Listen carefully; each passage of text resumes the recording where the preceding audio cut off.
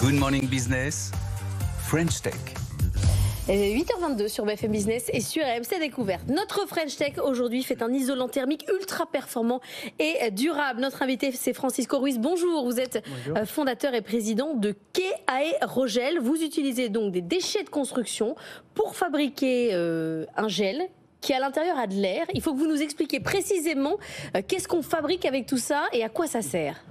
L'aérogel, c'est un matériau composé 98% de l'air et 2% de silice. Et c'est le meilleur isolant thermique qui existe. Aujourd'hui, on l'utilise pour l'application de la construction, isolation des bâtiments, et aussi l'isolation des packs de batteries dans les voitures électriques. Donc concrètement, vous utilisez quoi comme déchets de construction? N'importe quoi? Aujourd'hui, tout déchet avec plus de 70% de silice, déchets de la construction, déchets de verre, déchets de mines, on peut l'utiliser pour fabriquer de l'aérogel performant. Parce qu'on va retrouver les mêmes propriétés, parce que l'aérogel traditionnel, on utilise donc de la silice qu'on trouve, je sais pas, dans le sable par exemple, hein, le quartz c'est de la silice, mais on l'utilise parce qu'il a des propriétés particulières, des propriétés de faible conductivité thermique, de légèreté, de résistance au feu, c'est tout ça qu'on va rechercher. Est-ce qu'on peut retrouver la même chose à partir de simples détritus qu'on va trouver sur des chantiers ? Oui, si on traite ces déchets de la bonne façon, comme on fait dans notre procédé, on peut avoir un aérogel avec la même performance qu'au marché, mais avec un composant recyclé et un prix moins cher. Et en plus, c'est vert. Alors pourquoi on dit que c'est vert ? Aujourd'hui, on dit que c'est vert parce qu'on commence d'un déchet de construction autre, mais aussi notre procédé nous permet de recycler tous les composants et tous les solvants qu'on a dans le procédé qu'aujourd'hui notre concurrence doit jeter après différents loupes. Vous venez de lever 18 millions d'euros pour continuer votre développement. Vous en êtes où là concrètement aujourd'hui ? Votre enjeu, j'imagine, c'est quand même de capter du déchet déjà au départ pour avoir de la matière. Oui, on a fait cette validation des différents déchets au niveau géographique national.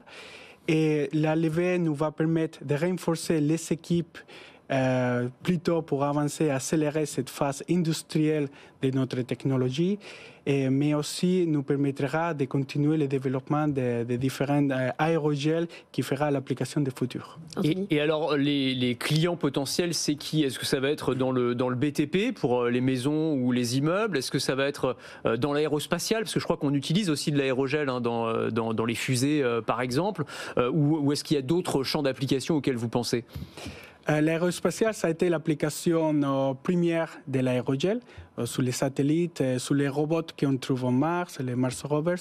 Mais nous, on focus les clients dans les BTP, dans l'isolation thermique, où l'aérogel vient doper et augmenter la performance thermique de l'application où on le met.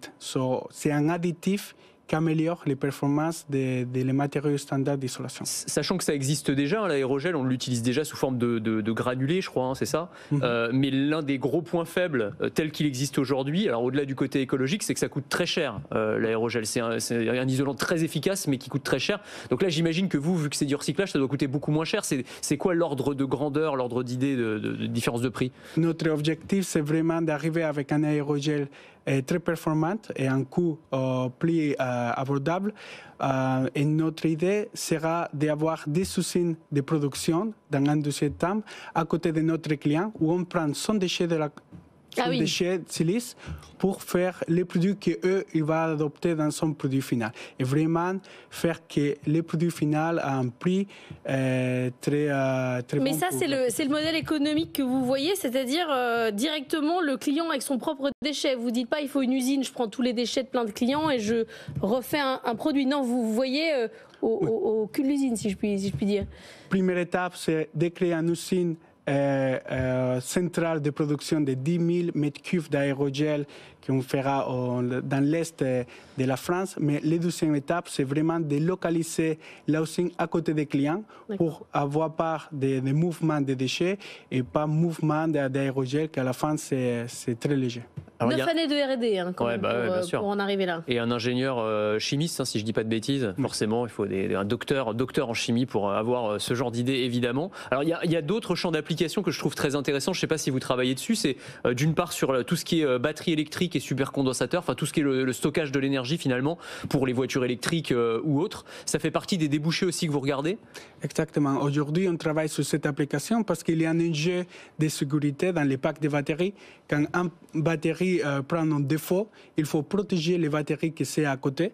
Et pour faire ça, en différents de températures entre 1000 degrés à 100 degrés, on n'a que quelques millimètres d'épaisseur et c'est que l'aérogel qui peut tenir cette isolation. Merci beaucoup Francisco Ruiz, fondateur et président de Quai Aérogel, d'être venu ce matin dans la matinale de l'économie.